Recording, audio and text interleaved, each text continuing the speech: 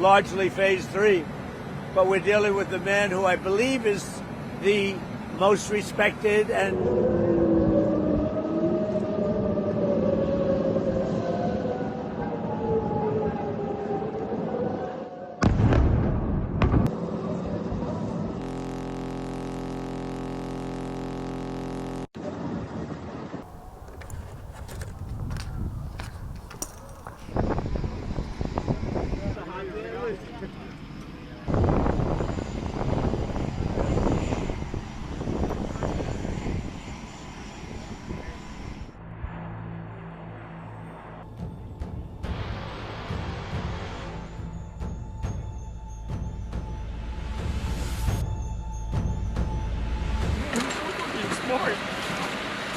Give it, sir. Who's behind you?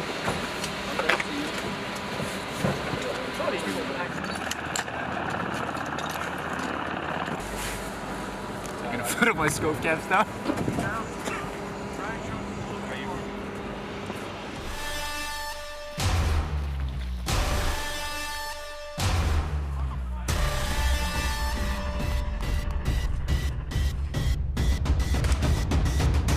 Dude.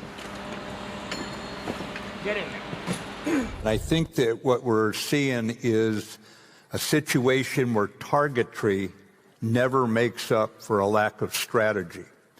And by that I mean 15,000 targets have been hit. There have been significant military successes, but they are not matched by strategic outcomes.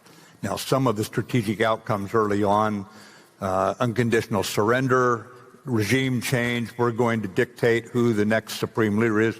Those were clearly nonsense. Those were delusional. So imminence means that it's in the near term, it's on the horizon, it's coming, sooner rather than later. But there's no intelligence that I've seen coming out in any type of reporting that suggests that either from a ballistic missile standpoint or from a nuclear standpoint, or even from a terrorist standpoint, that there was anything imminent that the United States really needed to go forward with this invasion of Iranian airspace and the bombing campaign. And so therefore, I think the lies are coming fast and furiously as a way to justify the rationale for the war, and there really is no rationale for it.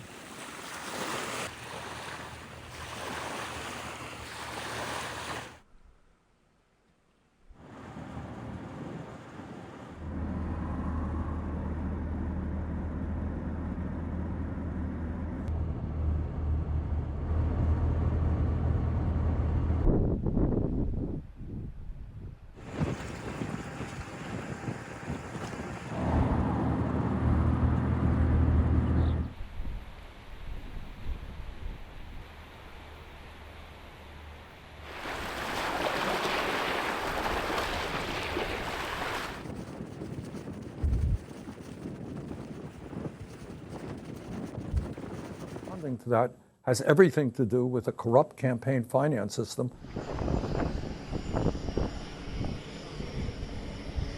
There is evidence that, in fact, he is not talking to Iran, that's a lie, stated in order to calm the stock market and to lower oil prices.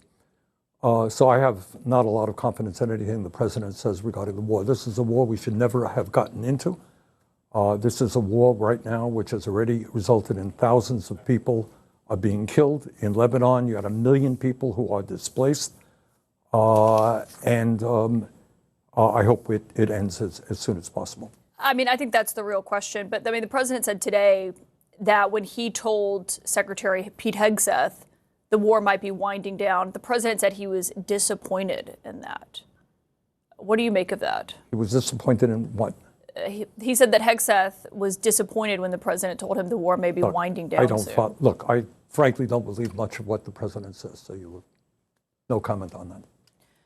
If they come to Congress and ask for $200 billion, what's your response to that? Absolutely not. In fact, we're going to bring forth a joint resolution of disapproval in a couple of weeks, which will stop the 20,000 bombs that are going to Israel and the bulldozers that are going to Israel to knock down homes and buildings on the West Bank.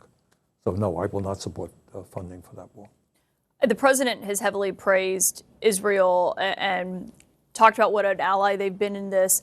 Obviously, one thing that's really affected Americans, and I'm sure you've heard this from your constituents, is gas prices here at home, energy prices, what we've been seeing with this global energy crisis that's playing out? And the answer is yes, of course. Gas prices are rising. People are deeply concerned. This is a president who's supposed to be worrying about affordability. But let's put it into a broader context. The United States of America started this war. It launched an initiative, a unilateral attack along with Israel, which assassinated the leaders of those countries, and starting a situation now which is causing massive suffering in the Middle East. And whether we want to be working with Israel, which has devastated the people of Gaza, 10% of the people of Gaza are dead or wounded, I'm not quite sure those are the alliances, those are the allies we need to be working with.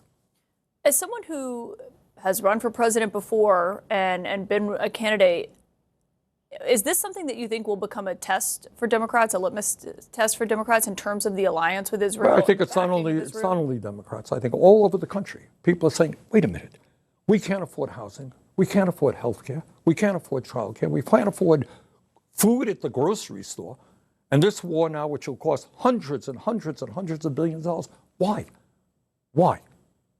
To bomb buildings in Tehran, to force 1 million people in Lebanon from their homes.